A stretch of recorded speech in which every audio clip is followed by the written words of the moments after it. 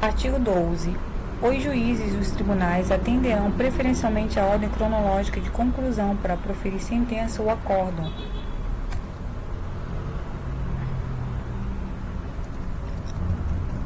Parágrafo 4º. Após a inclusão do processo na lista de que trata o parágrafo 1º, o requerimento formulado pela parte não altera a ordem cronológica para a decisão, exceto quando implicar a reabertura da instrução ou a conversão do julgamento em diligência. Parágrafo 5º. Decidido o requerimento previsto no parágrafo 4º, o processo retornará à mesma posição em que anteriormente se encontrava na lista. Parágrafo 6º.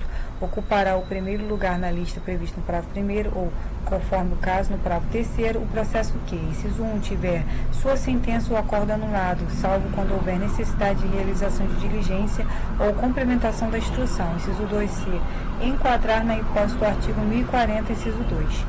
Capítulo 2. Da aplicação das normas processuais. Artigo 13. A jurisdição civil será regida pelas normas processuais brasileiras, ressalvadas as disposições específicas previstas em tratados, convenções ou acordos internacionais de que o Brasil seja parte.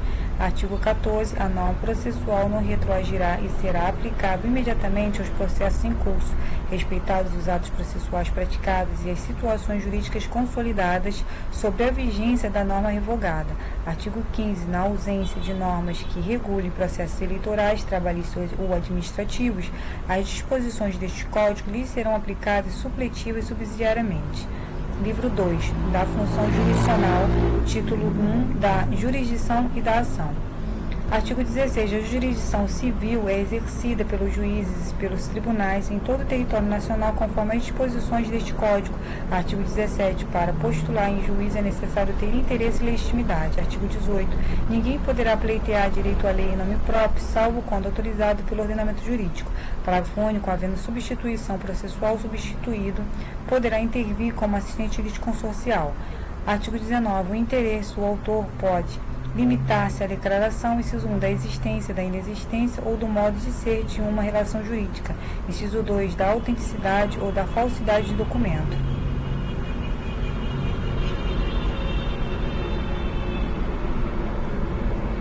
Artigo 20. É admissível a ação meramente declaratória, ainda que tenha ocorrido a violação do direito. Título 2. Dos limites da jurisdição nacional e da cooperação internacional. Capítulo 1. Dos limites da jurisdição nacional. Artigo 21. Compete à autoridade judiciária brasileira processar e julgar as ações em que, inciso 1, o réu, qualquer que seja sua nacionalidade, estiver domiciliado no Brasil.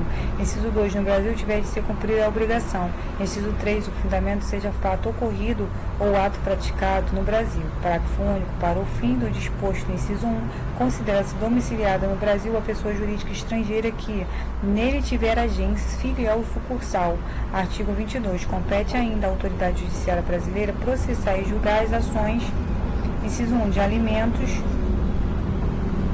A linha A, o credor tiver domicílio ou residência no Brasil. Linha B, o réu mantiver vínculos no Brasil, tais como posse ou propriedade de bens, recebimento de renda ou obtenção de benefícios econômicos. Inciso 2, decorrente da relação de consumo, quando o consumidor tiver domicílio ou residência no Brasil. Inciso 3, em que as partes expressa ou tacitamente se submeterem à jurisdição nacional. Artigo 23, compete à autoridade judiciária brasileira, com exclusão de qualquer outra. Inciso 1, conhecer de ações relativas a imóveis situados no Brasil. Inciso 2, em matéria de sucessão hereditária, proceder à confirmação de testamento particular e ao inventário e à partilha de bens situados no Brasil, ainda que o autor da herança seja de nacionalidade estrangeira ou tenha domicílio fora do território nacional. Inciso 3, em divórcio, separação judicial ou dissolução de união estável, proceder à partilha de bens situados no Brasil, ainda que o titular seja de nacionalidade estrangeira ou tenha domicílio fora do território nacional. Artigo 24. A ação proposta perante tribunal estrangeiro não induz litispendência e não obsta que a autoridade judiciária brasileira conheça da mesma causa e das que lhe são conexas, ressalvadas as disposições contrárias de tratados internacionais e acordos bilaterais em vigor no Brasil. Parágrafo único. A pendência de causa perante a jurisdição brasileira não impede a homologação de sentença judicial estrangeira, quando exigida para produzir efeitos no Brasil.